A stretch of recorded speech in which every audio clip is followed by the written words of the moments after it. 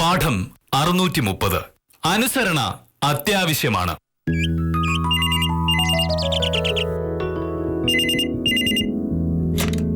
Hello, ആ വിദ്യ, ഞാൻ നിന്നെ അങ്ങോട്ട് വിളിക്കണമെന്ന് കരുതിയിരിക്കായിരുന്നു. ആ ഗോൾഡൻ ജ്വല്ലറി ദിനേശ് ചേട്ടൻ ഒരു പുതിയ പ്ലാനിന്റെ കാര്യം പറഞ്ഞില്ലായിരുന്നോ? അതെന്നാ തീരുന്നെന്നാ പറഞ്ഞത്? ഇന്നോ? എന്റെ ഈശ്വര, ഞാനതങ്ങ് മറന്നുപോയി. ഇപ്പോഴെങ്കിലും ഓർത്തില്ലെങ്കിൽ കൈവിട്ടു പോയേനെ. പൈസയൊക്കെ ഞാൻ റെഡിയാക്കി വെച്ചിട്ടുണ്ട്.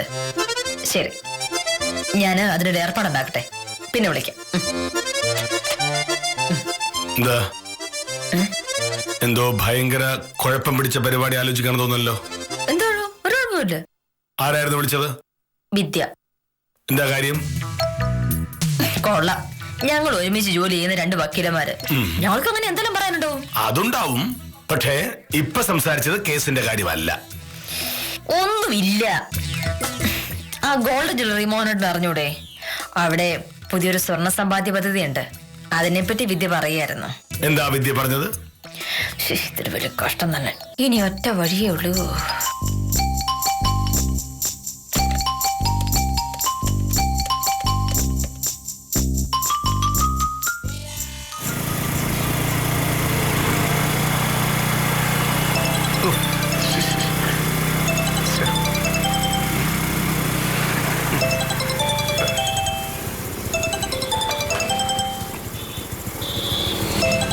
ഹലോ, ഉത്തമ, ഞാനാ. എന്താ വക്കീലേ? അതെ, ഉത്തമൻ അത്യാവശ്യമായിട്ട് ഇവിടെ വരാന്ന് വരണം. എനിക്കൊരു സഹായം ആവശ്യമുണ്ട്. എപ്പോഴാണ് വക്കീലേ? ഈ പെട്ടെന്ന് വരണം. ഞാൻ ഈ കൃഷ്ണൻകുട്ടിയുടെ ചായക്കട ഇപ്പുറത്തോട്ട് 5 മിനിറ്റിനുള്ളിൽ അവിടെ എത്തും. പോരെ? ആ, അത് മതി. പക്ഷെ ഉത്തമൻ വരുന്ന കാര്യം സാർ അറിയരുത്. അയ്യോ, അതെന്താണ്? ഓ, അതൊക്കെ പറയാം. ഉത്തമൻ 5 മിനിറ്റ് കഴിയുമ്പോ പുറകിലത്തെ ഗേറ്റിൽ വന്ന് നിന്നാ മതി. ഹോൺ അടിക്കൊന്നും വേണ്ട, ഞാൻ ഇറങ്ങി വന്നോളാം. മോനിറങ്ങനത്തെ ഒന്നും കേൾക്കില്ലല്ലോ. പലചരക്കടയിലും പച്ചക്കറിക്കടയിലും മാത്രമല്ലേ പോവുള്ളൂ. കാശ് മുഴുവൻ കൊണ്ടുപോയി സഹകരണ ബാങ്കിൽ വിടും. പിന്നെ എങ്ങനെ ഇത്തരം പദ്ധതികളെ പറ്റി അറിയണത്? മോനേട്ടാ സമ്മതിക്ക്, ഞാനോട് അതി കൂടിക്കോട്ടെ. നീ പോയി എനിക്കുള്ള ഉച്ചകൊണ്ട് ചോറ്റോത്തരത്തിലാക്ക്. മനുഷ്യന് ഒരു ഉപകാരമില്ലാത്ത കാര്യങ്ങൾ പറയുന്ന സമയങ്ങളെ എനിക്ക് താല്പര്യമില്ല. ഗുണമല്ലെന്ന് ആരാ മോനേട്ടാ പറഞ്ഞത്? നിന്നേക്കാൾ വിവരവും ലോകപരിചയമുള്ള ഒരാളാണ് ഞാൻ. നീ ഈ വിഷയത്തിൽ ഞാൻ പറയുന്ന അനുസരിച്ചാ മതി. കാട്ടുപോകാൻ. പിന്നെ ഈ വിഷയത്തെ മോഹനോട് പറഞ്ഞ ഞാൻ അനുസരിച്ച് തന്നെ.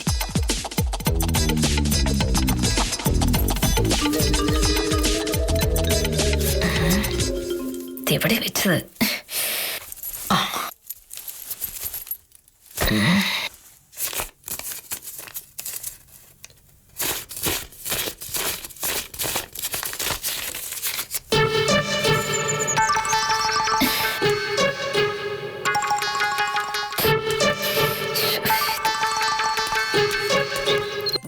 അതില് പ്രശ്നമൊന്നുമില്ല, പക്ഷേ ഒരു പക്ഷേയില്ല. ഇത് പിടിക്കേ, സ്ഥലം വിടാ നോക്ക്. മോഹനയുടെ ഉച്ചയൂണ് എടുക്കാന്ന് പറഞ്ഞാ ഞാൻ പോകുന്നത്. ഇപ്പൊ വരും വിളി, വേഗം ചെല്ല്. ഈശ്വര, പുലിവാലാവാതിരുന്ന മതിയായിരുന്നു. മോഹൻ സാർ കാണുന്നതിന് മുമ്പ് വലിയ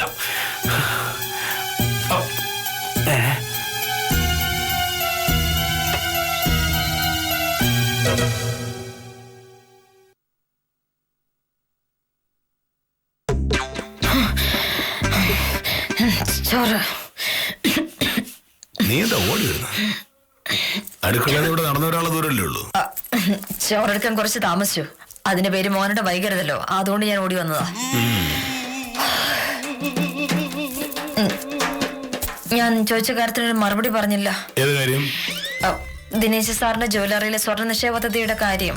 അതിന് ഞാൻ മറുപടി പറഞ്ഞായിരുന്നല്ലോ, വേണ്ട. ഇങ്ങനെ ഒരു സൂചന ഉണ്ടായിരുന്നെങ്കിൽ ഞാൻ ആ കാശ് കൊടുക്കൂലായിരുന്നു വക്കീലേ. എന്റെ ഈശ്വര, എന്റെ 10,000 രൂപ. മോഹനേട്ടൻ അത് വേണ്ടെന്ന് പറഞ്ഞത് ഞാൻ കേട്ടാ മതിയായിരുന്നു. എന്തായാലും ഇനിയിപ്പോ ദിനേശനെ വിട്ടേക്ക് വക്കീലേ.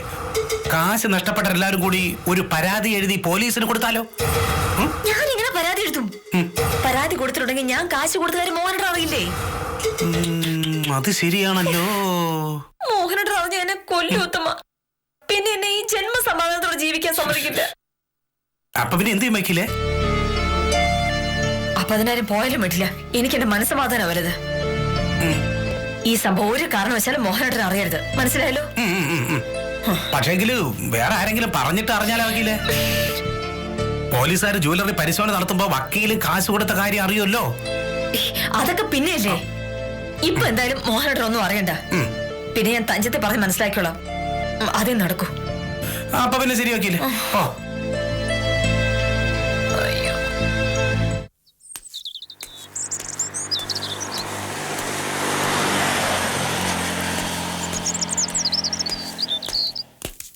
മോഹനേഷ് സാറേ, ഒരു വിവരം അറിഞ്ഞോ? പുൽപ്പറമ്പിലെ ദിനേശ സാറിനെ അറിയില്ലേ? ആ ഗോൾഡൻ ജ്വല്ലറി. അറിയും. ജ്വല്ലറി പൂട്ടി സാറേ. എന്തോ വലിയ കള്ളത്തരങ്ങളൊക്കെ നടത്തിയെന്നാ കേട്ടത്. പോലീസും ഇൻകം ടാക്സുകാരും ഒക്കെ ഉണ്ടായിരുന്നു. ഞാൻ വരട്ടെ സാറേ.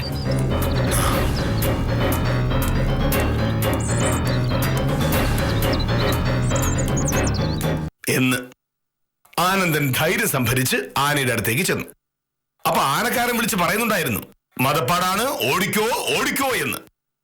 ആനന്ദൻ ശ്രദ്ധിച്ചില്ല. ഞാനും ദൈവം, ആനയും ദൈവം. എന്താ പ്രശ്നം?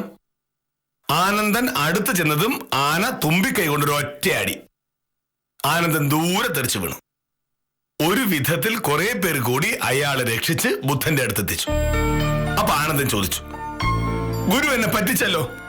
ഒരു ബ്രഹ്മത്തിന്റെ ഭാഗമാണ് ഞാനും ആനയുമെങ്കിൽ ആ ആന എന്നെ എന്തിനു ഉപദ്രവിച്ചു എന്ന്.